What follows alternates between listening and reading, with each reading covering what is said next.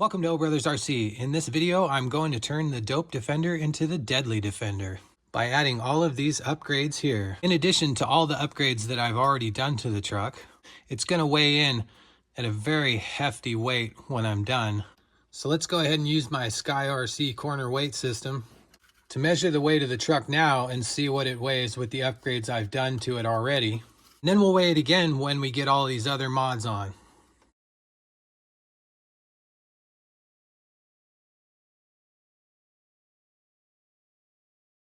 As you can see from that readout there, we are just a bit heavier in the rear of this Defender, even though we've got all this weight in the front. So according to the readout, we're looking at about 10 grams heavier in the back. By adding the steering linkage and these C-hubs and steering knuckles, we should be able to bring the weight bias to the front of the truck where it's supposed to be. I hope that by putting all these mods on here, we don't blow the motor out. One of the mods we're going to do is this fan to keep the motor from overheating when it's got all this extra weight in it. I've also got these Endura shocks, and these just came out. They're actually super sweet. They're very smooth, and I think these are going to work really well with all the extra added weight. I wanted a shock I could adjust. These are adjustable, and they're very smooth, and they rebound real slowly. So these should be a great addition. I've also got this steering linkage from JKA Hobby, and this is a really nice machined part. And when I bought this stuff, it was new to the market and it had a great price. I think the price has actually gone up just in the couple weeks since I bought it. These steering knuckles and C-hubs are also from JKA Hobby, and these are really nice parts. They are machined very well, and they're nice and rounded off, and they look a lot better than the Endura ones I bought. Also got these brass links from JKA Hobby, and these look to be real nice parts as well. Got a lot of weight to them, so that's a good thing. Okay, we better get to banging this out because it's going to take a while to install all these parts. Okay, let's pop the top and get rocking on this thing. Gonna start by removing the wheels and tires. Next, we got to get all the shocks off. As you can see in the background, Jack and Who are working on the spawn, the Wraith spawn. Doing a killer job so far. It's got a cover on it because it's a top secret build. So the Wraith is going to be a pretty insane vehicle. It's going to be pretty much like nothing you've ever seen. Make sure that you hit the notification bell so that you can get notified when I post that video. It's going to be coming up in the next week or two.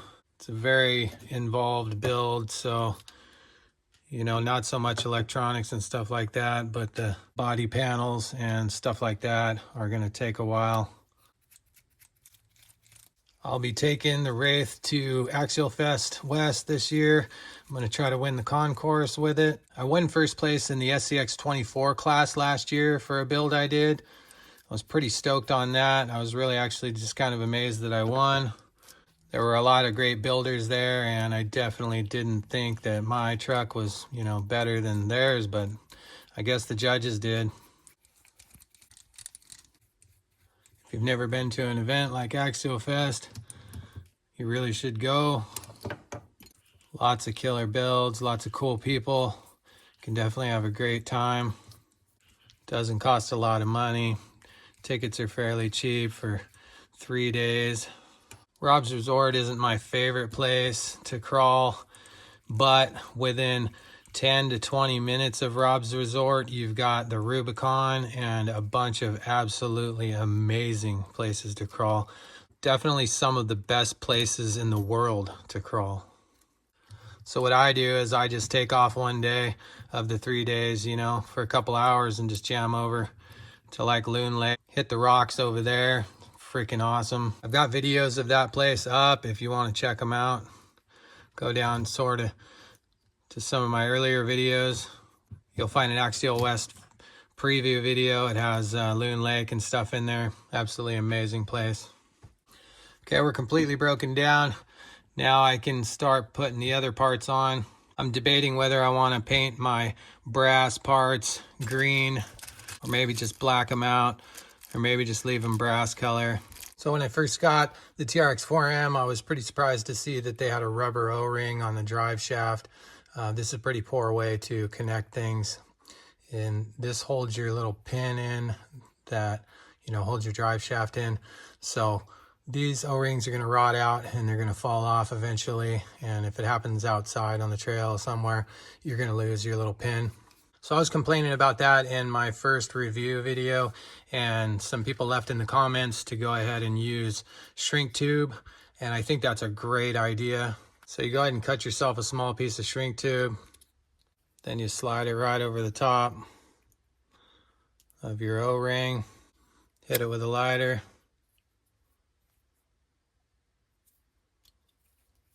Man, that looks good. And it will keep that O-ring safe and secure. I'll leave a link to this shrink tube kit in the description. This is a great set to have around. I use it for a lot of different things. This stuff's pretty cheap and easy to remove later if you need to take your drive shaft apart for some reason. Okay, now that we got that problem out of the way, I'm gonna go ahead and install these links. I think I'm just gonna keep them brass color. I actually like the look of the brass underneath the truck.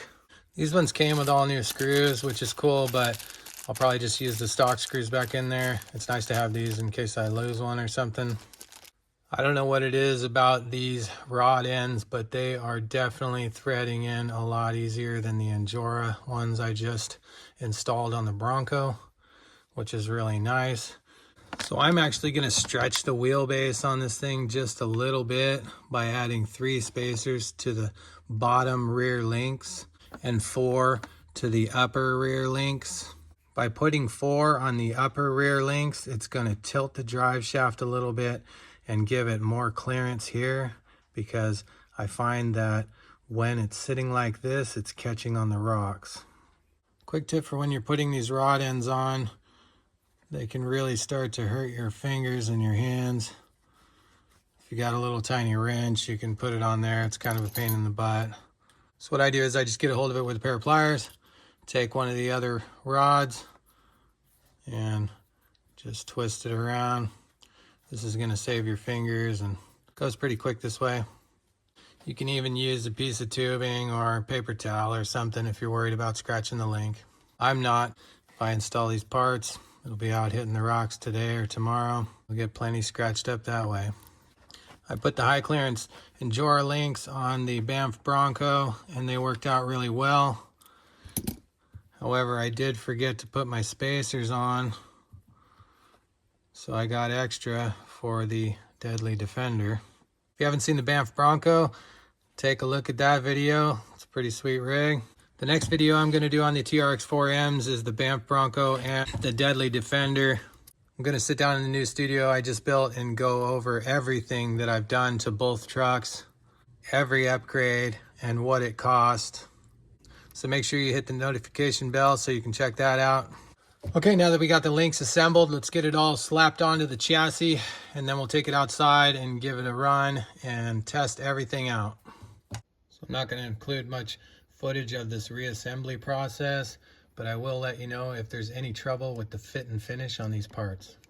So right off, I'm running into a bit of trouble here. This is too tight here, and I think it's just the powder coating, but it's too tight. So when I put the screw in, it got really tight, and of course that would make the servo work too hard. This servo is kind of a piece of crap. I'm not going to replace it until it burns out, but if I don't get this looser, it's definitely going to burn out a lot quicker. I installed the maxx servo in the Bronco, and it's not a direct fit, but it was pretty easy to modify. So if you want to see how to do that, check out the last Bronco video I posted. I think the solution here is just to take a little bit of powder coating off of the inside of this C-hub.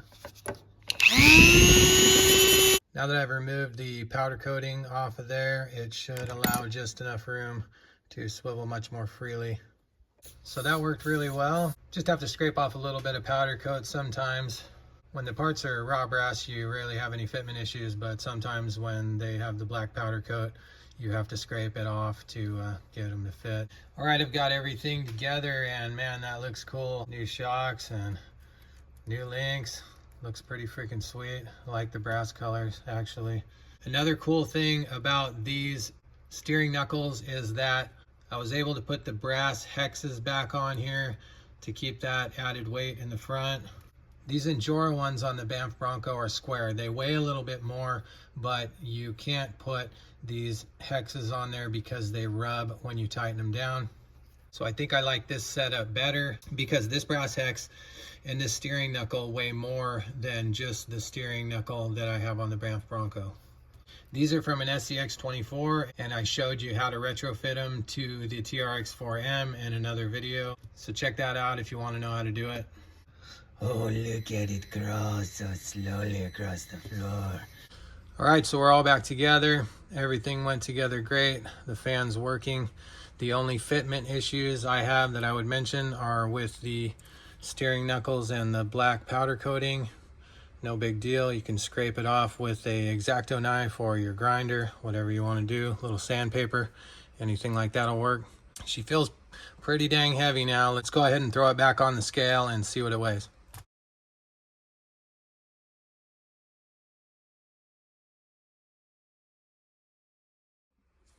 So as you can see from that readout, we have moved the weight bias to the front of the truck.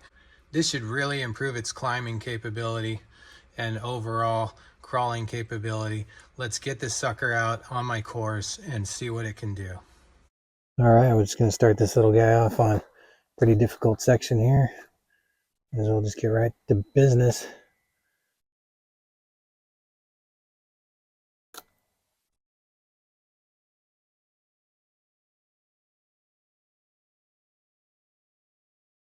Ooh, look at that. It's like a slug crawling right up the wall.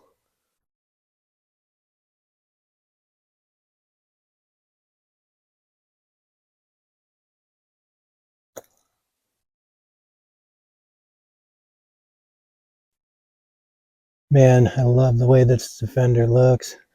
Sort of military style. Freaking awesome. It's a super nice truck and super stoked on it.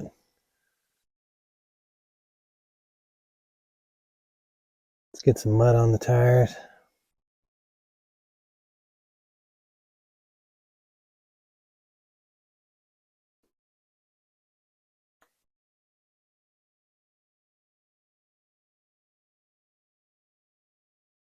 So by stretching the wheelbase a little bit, I was able to bring the front tires forward a little bit, which actually gives me a little better approach angle for the bumper, which this thing is severely lacking in. But since I tucked the bumper, that definitely changed everything.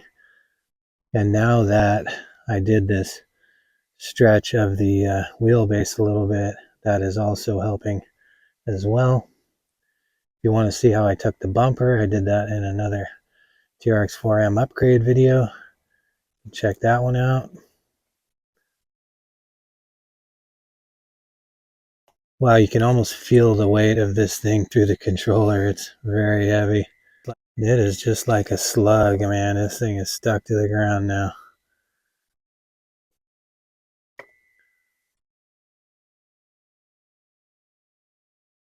Curious if it can make it up this here. The Bronco could not, but this Defender is much heavier.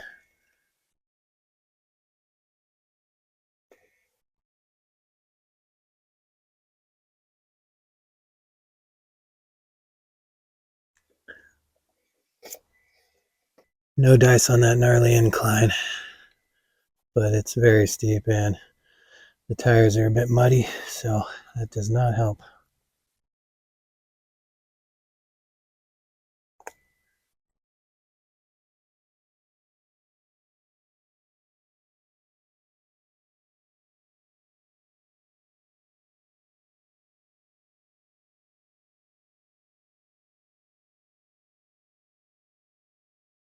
Ah, look at that little toe touch.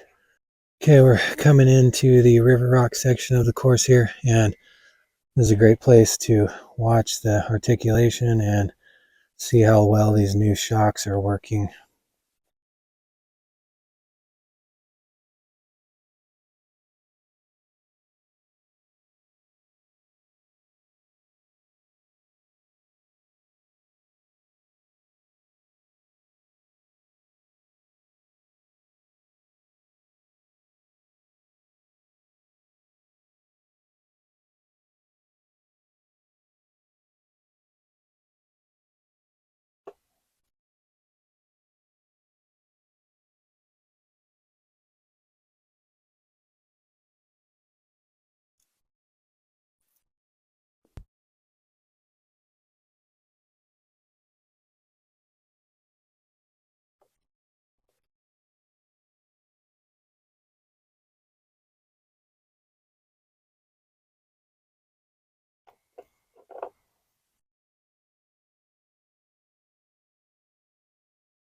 This Defender is a total bad boy now.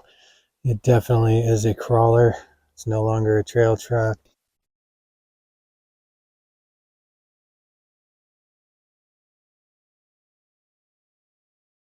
I was able to retrofit a CR24 light kit, and I think that the yellow lights are definitely appropriate for this type of truck, the Defender.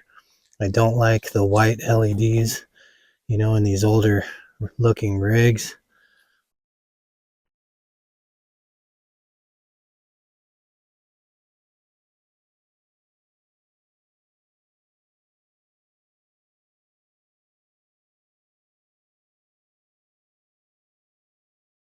Gonna hit up this difficult section here. It's always a little tricky for each truck I try it with. Usually a different technique for each truck. Look at that. Oh man, I think that's the easiest I've seen it done actually. Let's take it up this next steep section. I can't believe how easily it walked up that last section there. That was a very difficult obstacle. This one right here is super steep as well. The tires are wet. Oh, oh, oh, oh. And there it goes. Oh, oh. Haha, nice.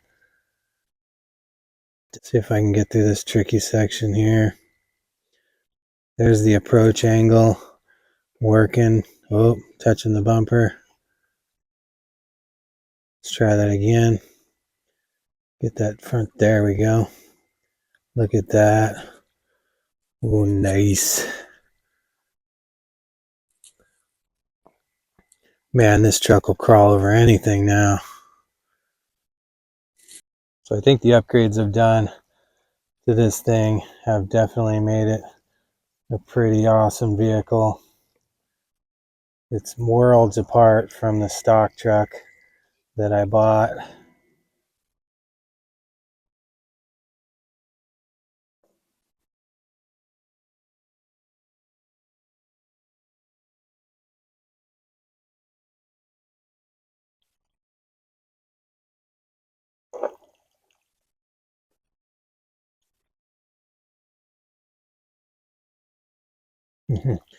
Getting through the trench.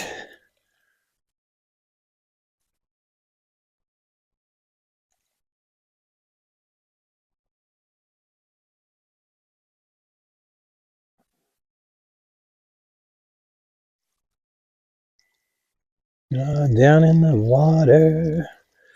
Looking good. Out of the water. Nice. So I think I'm losing the servo here. Definitely losing the servo. The extra weight definitely was too much for the servo. Look at it shake. Oh, poor little servo. It's blowing out. I'm gonna have to put the maxx in here. Oh, chatter, chatter. Yeah, we're gonna lose her any minute here.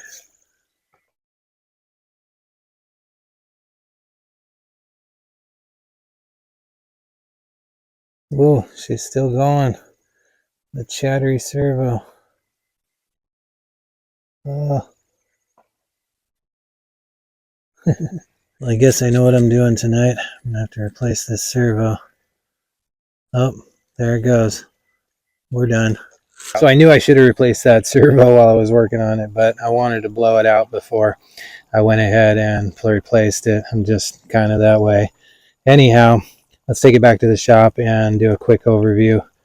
And I'll tell you what's coming up next here at O Brothers RC. Man, I should have known not to leave you guys alone again. Here, bud, you look like you need some water. Fender did great. It crawls great. All the parts are working well. I don't have any complaints except for Trx's weak, crappy servos. They're very expensive. To replace that plastic geared piece of crap that just blew out is like $30+. And if you want to go with their Metal Gear servo, it's like 50 bucks. That's ridiculous. That's why I go with the maxx servos. I've got them in all my SCX24s. I've never had one blow out. Uh-oh, now one's gonna blow out. Anyways, I pay about 25 bucks plus tax for a 4-pack of these servos, And I gotta tell you, man, if you're doing anything else, you're wasting money. It took me maybe 15 minutes to install one of these in the Trx4m. If you want to see how to do that, it's in the last Bronco video I posted. So after I install the Emax servo, I'll get back to work on this Wraith. I got to get these vagabonds out of here. They're drinking up all my beer and they're cramping my style. They got to go. So over the next week or two, I'll be finishing up that Wraith, but I'll be posting other stuff in the meantime. If you found this video helpful or entertaining, hit the subscribe button and tap the bell so you'll get notified of future videos. And when you think RC, think O Brothers RC. Thanks for watching.